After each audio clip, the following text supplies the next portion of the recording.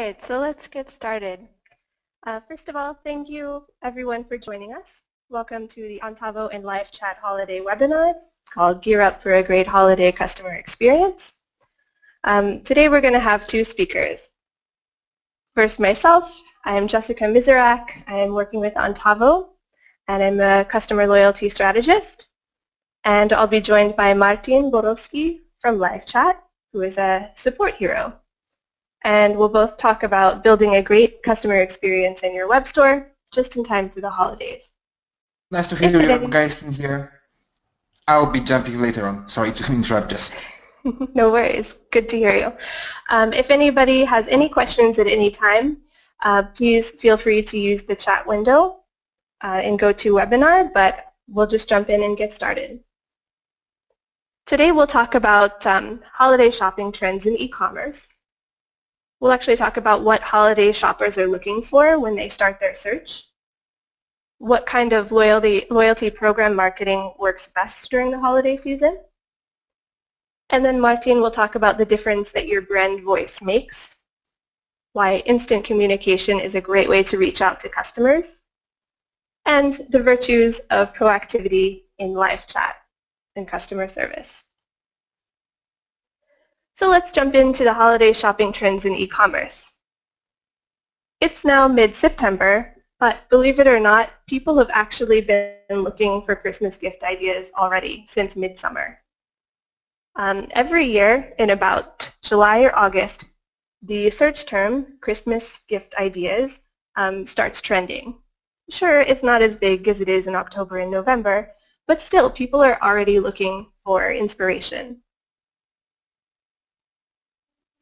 So not only is your timing important, it's a great time now to get everything planned and start rolling out your marketing campaigns, but placement's important too. Let's take a look at some of the statistics. E-commerce on desktops accounted for $56.43 billion in online sales in 2015. Now these are all US statistics, but they do say a lot. On mobile commerce made up approximately 18% of the digital commerce spend that occurred last year in November and December. And as you can see in the graph here, retail e-commerce holiday season sales in red are showing significantly more growth than retail holiday season sales in general. So what that means is that continually, year after year, it's really great time to be in e-commerce. It's growing leaps and bounds. And one last note, I'd like to say that mobile apps are becoming increasingly important. Between 2014 and 2015, the percentage of holiday shoppers that said they had ever used a mobile app to make a purchase increased. So in 2014, about 25% of respondents said that they had in their lives used a mobile app to make a purchase. Last year that grew to 40%, and that should continue to grow. So having a mobile app, whether that's something you're putting in place this year or can get ready for next year, I think it's a really smart thing to have as we move into the holiday season and people start buying in all different sorts of places. So what is it that holiday shoppers are looking for? There's a few things. The first thing they're looking for is inspiration. About 7 in 10 shoppers, about 70% of shoppers, when they start shopping for the holidays, they don't know what they want. They're undecided, they're considering multiple gift options. So I think it's our job as retailers to make content that really gives inspiration, gives people ideas. Whether that's blog posts, videos, gift guides are a really great idea. We need to be able to show different people what it is that they can imagine in their lives or their friends' lives. Make it a bit easier because there's really so much information out there that it's kind of hard to decide. Holiday shoppers are also looking for the best gifts, and I'm thinking really literally here, the best. Search results including the word best. For example, best lipstick, best gifts for granddad. According to Google, Think with Google, these search results have increased by 50%. So that's incredible information to know for your content and for search engine results. So think SEO, use the word best if you're making gift guides, if you're making articles, videos, because that's what people are actually searching for. The third thing they're looking for, and we all know this, is they're looking for great deals. So now the holiday, and especially these landmark days like Black Friday, Cyber Monday, these are great days to offer free shipping. It's a great time in general to offer discounts to inspire purchase. Here I have a little advertisement from Disney, which is quite cute. On Cyber Monday, they had several different types of savings, depending on how much people purchased, 15 to 25% off, plus free shipping. And I think that was quite a nice idea, a little festive advertisement. So this is the type of thing people are looking for. So how can marketing really make a difference? Well, there's several ways. The first thing, which may be the most obvious, here I have an example from Petco, Animal Supplies. This is a huge pet supply store in the United States, and they had an actual landing page for holiday last year, which you can still see now. And they just made the look and the feel of their website a little more holiday oriented. So as you can see, it's all about the colors, placing the really holiday specific gifts where it can be seen, instead of just tapping into that fun and that emotion that's involved in the holidays. Another thing that you can and should do is gift guides. As I mentioned, people are looking for ideas. They're not really sure maybe what they want to get for people. It's a hard question. What does my best friend really want? What would this person from work like? So Ulta Beauty had a really great idea from last year, doing video gift guides. So they actually had someone they hired someone to make videos that featured different products for different types of people with different styles, from their cosmetics and hair care and skincare lines. So video is really great. A lot of people are consuming video especially on mobile. So video is a great way to do guides, as well as they had a gift guide, sort of written out as well. So having this type of content in multiple formats is great for SEO, and it's great for getting your ideas across to the people that you want to see them.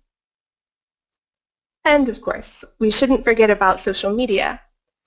Social media is a really fun and easy place to spread some holiday spirit, whether that be in the cover photos or in your posts. Some people even, update their logo with a little Santa's hat or some snowflakes, something that really speaks to the holiday season, maybe with the logo change. But in any case, it's really easy to bring this type of thing over into social media. And I wanted to show you one particular social media post from last year from Oshkosh B'gosh, which is a children's retailer.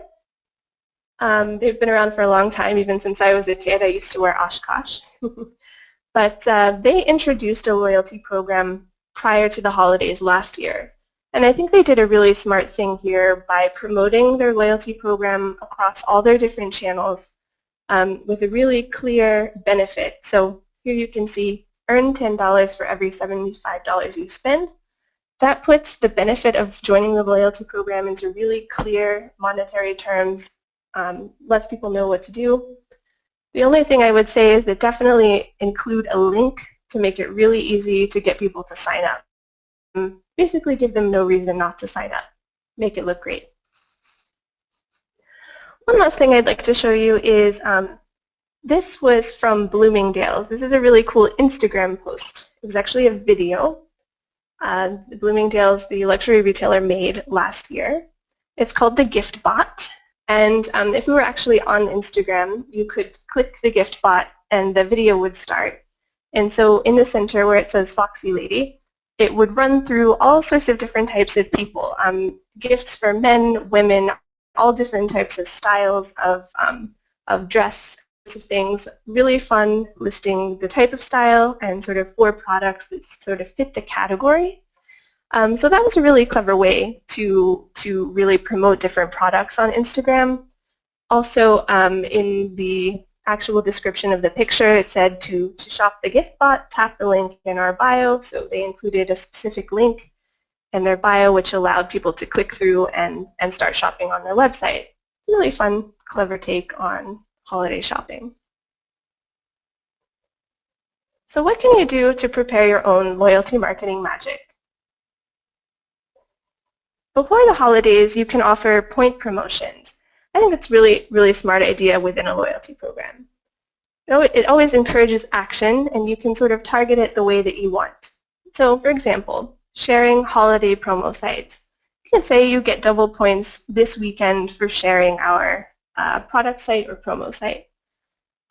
Triple points for inviting new friends this week only, or for buying specific items or categories, say electronics or, let's say, tablets. Another thing you can do is incorporate your loyalty program into wish lists if that's something you have. A lot of retailers, especially in beauty and fashion, have wish lists for their customers where they can add products to the list and, and keep tabs on what it is that they like on the site so they can come back to it later. Actually offering points for using the wish list is a really great idea and something I can encourage. It's very practical and fun. And let's see, promoting holiday content. As I said, everywhere, all of your channels. If you're making any holiday content, be sure social media, on your website, in your emails. Make sure you're promoting it a lot in ads as well, especially if it has a really clear call to action or promotes a certain product category. That's a great way. And also get creative. So here I just have a happy holidays from Diet Coke. They actually did from point number 1, they offered double points for Diet Coke 12 packs, which is an interesting take. Definitely works. And having that deadline of December 20th gets people to act a bit faster, which is good. And I also wanted to show you this really cool ad from Best Buy. So last year, they actually sent out certificates to all of their rewards program members. So people that were already members of their loyalty program got this really cool perk where everybody could print out their certificate, but you didn't know what it was in advance. It could be anything from $5 to $5,000, and you had to use it in store by a certain date. Now that's really, really cool for a couple of reasons. First of all, it's exciting, it's mysterious. What am I going to get? Second of all, it's, you only have to give away one major prize of $5,000, right? So most of the people are probably going to get $5, $10, $15 to use in the store, which is still really cool. Hey, I need, this CD. I'm going to go into the store. And so this was a really cool promotion that they did and something I wanted to share today. Once October and November come around, it's definitely time to focus on getting attention, and it's time to focus on sales events. Some things I can remember or can suggest is, first of all, offer exclusive events for your existing loyalty members. Here, my example in the image is from Sephora, which is a really interesting program. I like to see what they're doing. And it says, save the date, exclusive holiday shopping event, 3 days only, 20% off all purchases. And this was actually only for a certain membership level. So I believe their program has 3 different levels of membership, 3 different tiers. And so what they've done in this ad, they've actually emphasized why it's really cool to be at the top level, right? Because you get this exclusive event that nobody else gets. And that works in a couple of ways. It encourages, first of all, it makes the members who already have this access happy. That's really cool. It's worth being in this program. Awesome. For people who haven't quite reached that level of membership, it's encouragement to kind of, hey, it's worth spending a little bit more to get to that level, and I get even more perks, which is awesome. And I always recommend showing this to everybody, not just keeping it targeted to those particular members, because it also can spark curiosity for people who haven't yet taken the time to register, or new customers to say, oh, if I register for the loyalty program, I can get stuff like this too. So emphasize the offers you have available within the program, even to people that aren't yet signed up. I think that's always great incentive to be open about that. Following the holidays, it's all about turning your new loyalty program members and the people who came and made one purchase into return customers. So how can you do this? I think there are 3 basic things. The first is definitely gratitude. For all of us, it's all about saying thank you to our customers, to our clients. So even if it's just an email that says, hey, thanks for shopping with us over the holidays, Happy New Year.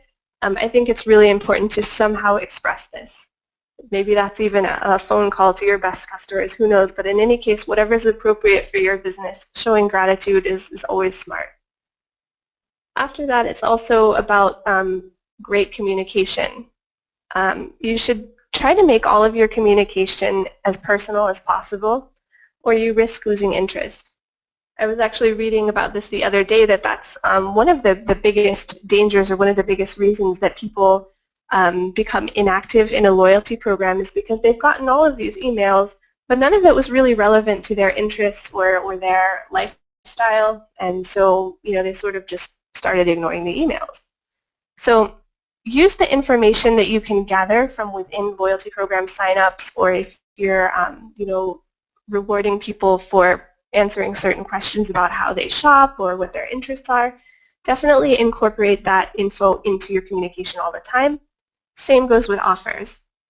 If you're making these huge offers for luxury items for people who usually shop on the lower end of the pricing scale, that's probably not going to be so relevant for them.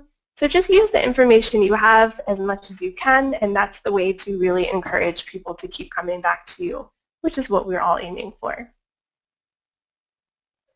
So to sum it up, holiday spirit is really a part of the experience. So everything from how your loyalty program interface is looking, how your website looks for the holidays, again, maybe it is dressing up your social media.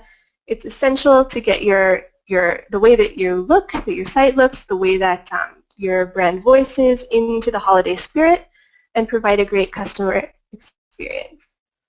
So now I'm going to turn the mic over to Martin, who's going to speak even more on the brand voice and customer service experience. Thanks, Jess.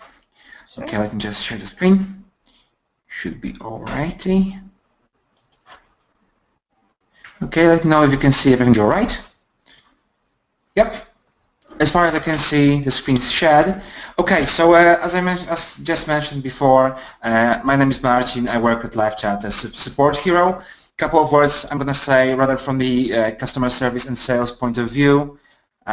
Hopefully you guys will find this handy. Okay, so the first thing I wanted to go through is the difference that your brand voice makes. Now, what do I mean by that?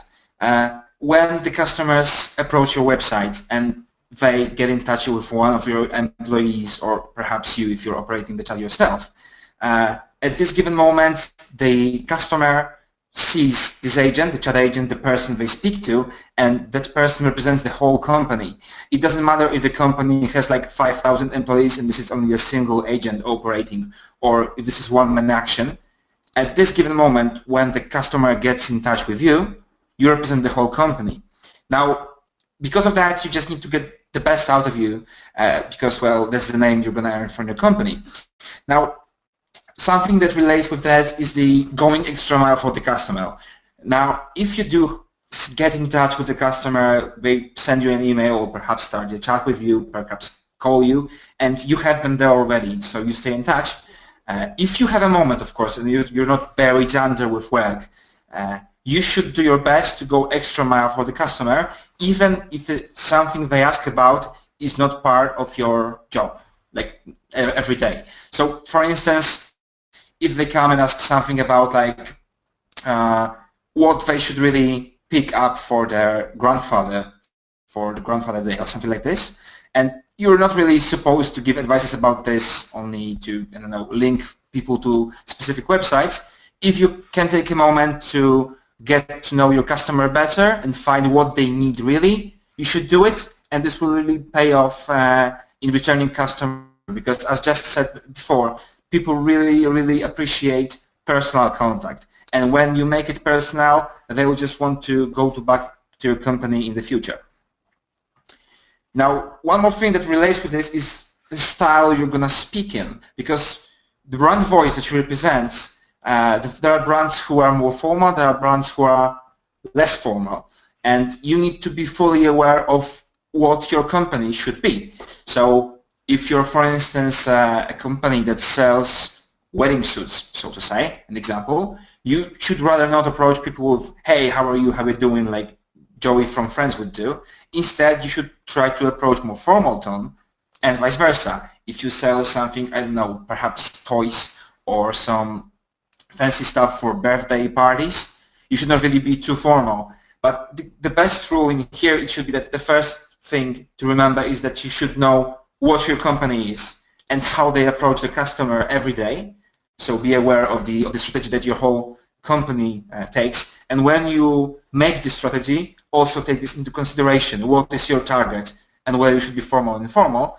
And also, if possible, be flexible and adapt to the customer. So if you see that the customer prefers more kind of approach, stick to formal. If they are informal, then switch to it as well. Flexibility and being like more adapted to the customer always pays off. Yeah, all right. The next thing is the instant communication with customer and why it matters. Now there are two ways we're going to approach this topic exactly. The first is the client's perspective. Imagine a situation when you're on a mobile phone and you're browsing through engagement rings, so to say. And one of the rings really grabs your attention and you want to learn more something about it, perhaps if it comes in a different color or something like that, or whether it can be shipped by tomorrow because you're crazy and want to do this surprise marry me please situation. So you're there, and if you want to learn more about the product, you would need to get in touch with the company. Now, how would you do that?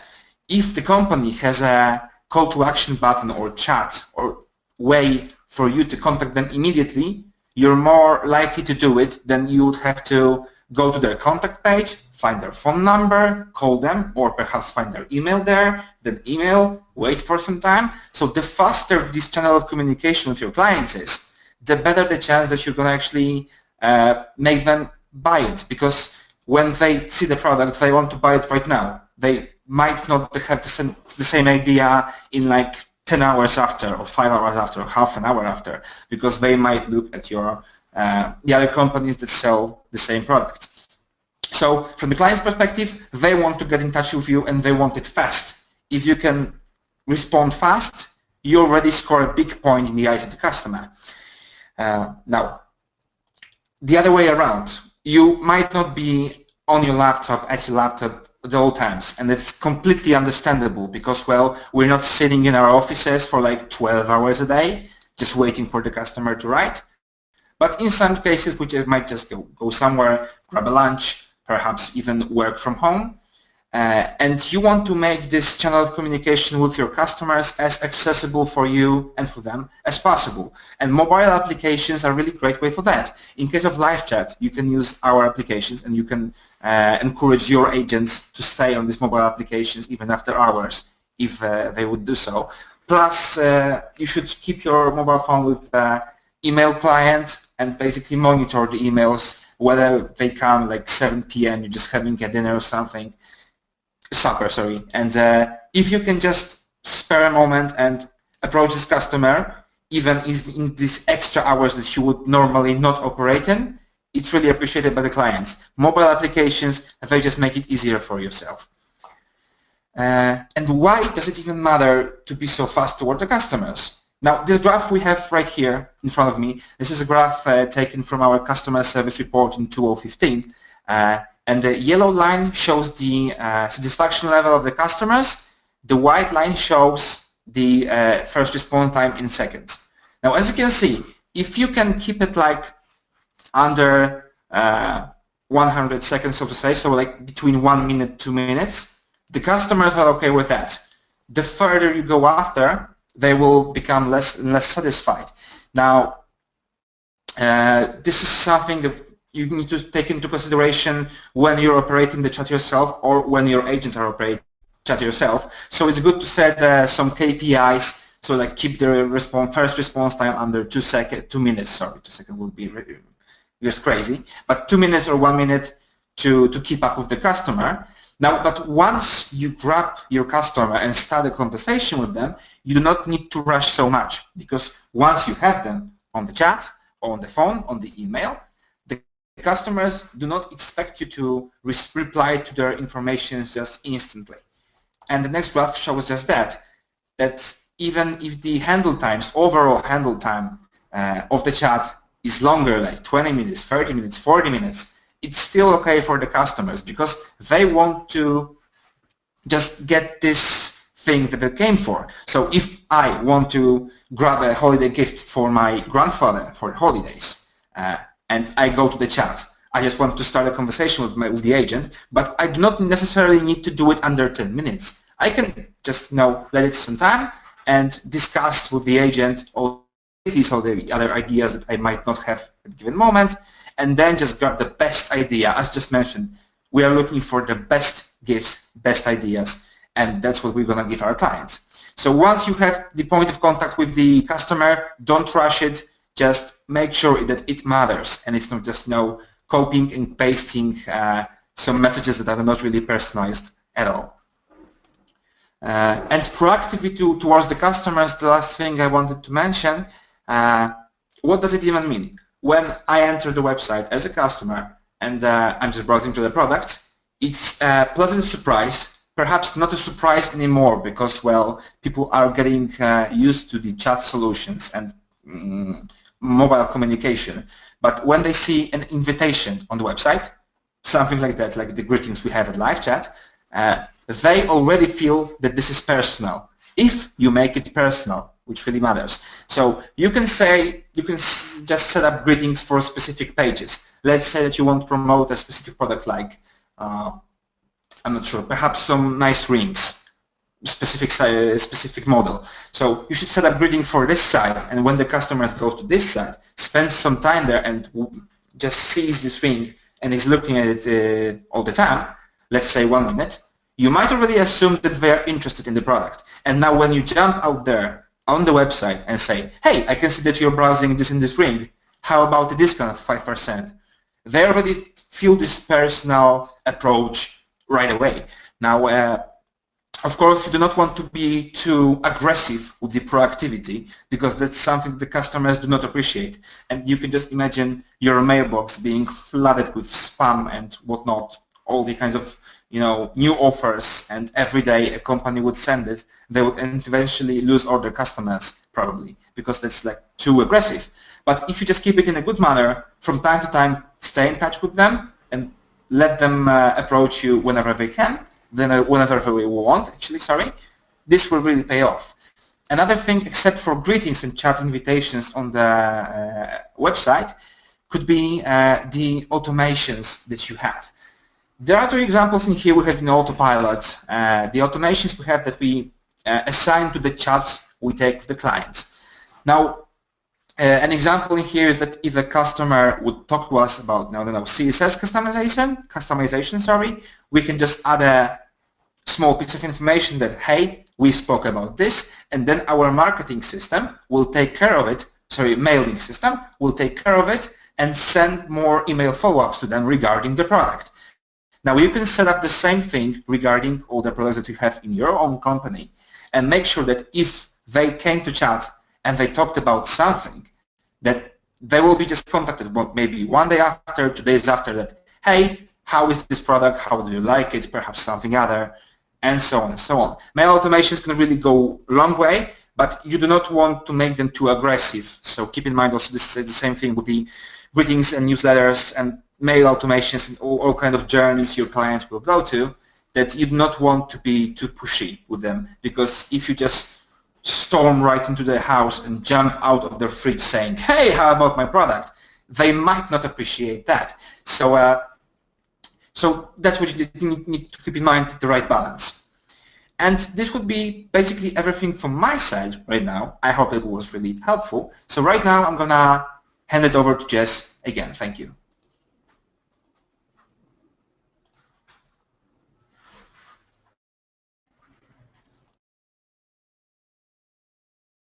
Okay, hello again, everyone. So thanks again. Thank you very much for coming and attending the webinar. I'm going to open it up for the next couple of minutes if anybody has any questions to ask us. If so, please use the GoToWebinar chat and in the toolbar. If you're not going to stick around for questions, then I wish you a very happy and successful holiday season. And also, feel free to get in contact with us. When we will send everybody a recording of this webinar as well as our contact information. But I will actually start out with one question that I was asked by one of our clients, one of our prospects actually recently. This person was in the business of selling shoes and was really curious on how they could get more referrals to their store. And I just wanted to share this because I think it's quite relevant, especially in the holiday season, because I think you can really get friends of your current shoppers involved in coming to your store through a couple of ways. So what I would say is if you're looking to increase friend referrals in your store, what you can do is actually reward points to people who make these referrals. So your shoppers, your loyalty program members, recommend a friend and they receive points for that recommendation. Okay, that's quite simple. You can even take this to the next step and you can offer some sort of reward to the person who's referred. So your customer, your current customer's friend who just got the referral, you can offer them a discount, you can offer them points, which tries to aims to get the referred friend into your loyalty program so that you have more information about that person and you have a chance to really make another return customer out of this experience. And also just the messaging that you send. It can be, again, it depends on your brand voice, but if it's, this particular shop was rather casual in their mode of brand voice. So something like, hey there, your friend Jen is wearing our shoes and thinks you'd like us too. How about a discount? So really making it a personal sounding message, offering rewards for both parties, that's really the most sure way to get referrals during the holiday season. I'd like to see if anybody else has any questions, please use the chat. I'm just seeing one question here that comes from Chris. Now, the question from Chris is whether you should use formal or informal style, which is better. Now, there is no simple answer to this question because it's really general one, but you just need to know who is your target. You can't really say that you will get more customers as formal company or informal, more like casual company, because there is no solid, statistics to confirm that, but you just need to know who you're targeting. Probably you can't really get to both really formal and really casual customers at the same time, but if you try to do that, perhaps this would be the answer. Just play around with it, see how it works, which one works better. Great answer. Okay, looks like that's it for questions. Again, we will send along with the recording our contact information. That way you can get in touch. Anyone can get in touch with either of us with additional questions after the webinar. And thanks again for joining us today. Yeah, thanks a lot, guys. Take care.